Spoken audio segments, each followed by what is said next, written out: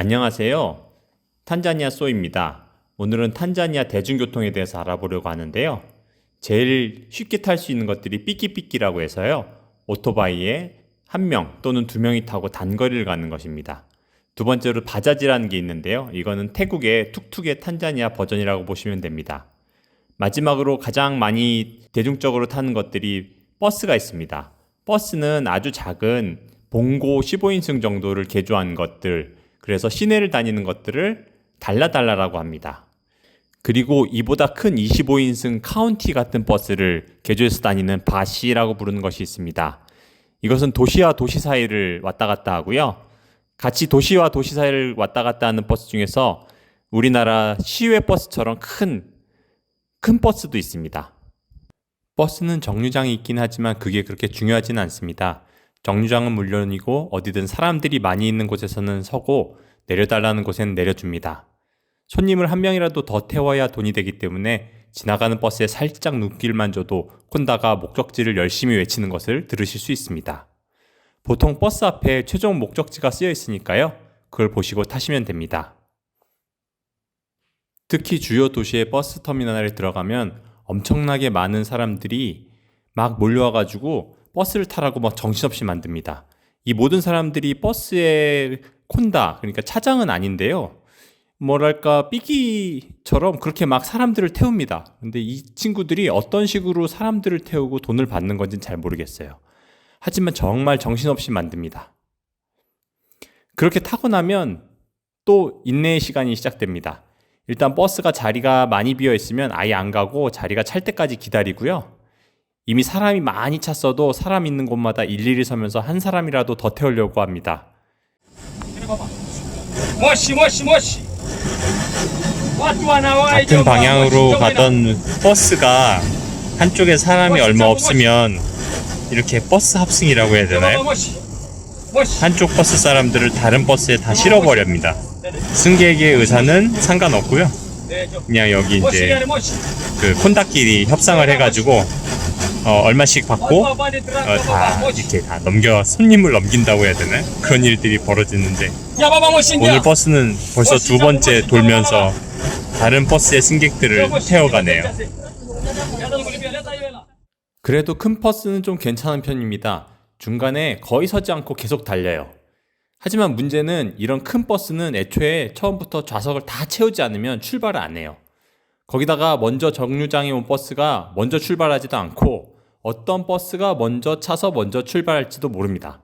재밌는 것은 큰 버스도 좋은 버스하고 나쁜 버스가 나눠지는데요. 탄자니아 사람들도 다 좋은 버스 타고 싶어 합니다. 가격은 같은데 어떤 버스는 오래돼서 자리도 안 좋고 시끄러운 반면에 어떤 버스는 좌석도 편안하고 내부도 쾌적하거든요. 당연히 좋은 버스를 타고 싶어 하는데 이 경쟁이 상당하고요. 몸싸움이 어마어마합니다. 한국 지하철의 몸싸움은 여기에 비하면 아주 양반입니다. 그리고 주요 버스 터미널들에 가면 버스가 설 때마다 창밖으로 잡상인들의 물건이 말 그대로 날아다닙니다. 큰 버스든 작은 버스든 그 높이에 맞게 가판을 들어가지고요. 물건을 보여주는데요. 음료는 이때 시원한 것을 요청하면 빨리 매장에 가서 바꿔오기도 합니다. 얼마 안 되는 그 짧은 정차 시간 동안에 하나라도 더 팔기 위한 경쟁이 어마어마한데요. 그 와중에 잔돈도 다 잘 주고 받습니다. 그런데 이런 버스 요금도 어느 정도는 흥정이 필요합니다. 이 정해진 가격이 있는데요. 기본적으로 외국인한테는 2배를 부르기도 하니까요. 미리 어느 정도 요금이 적정한지를 다른 사람들한테 알아뒀다가 타기 전에 꼭 확인을 하시고 타셔야 됩니다. 그런데 중요한 거는 돈을 내는 거는 반드시 출발한 다음에 다른 사람들이 다 내고 있을 때 다른 사람들이 내는 그 콘다에게 내셔야 합니다.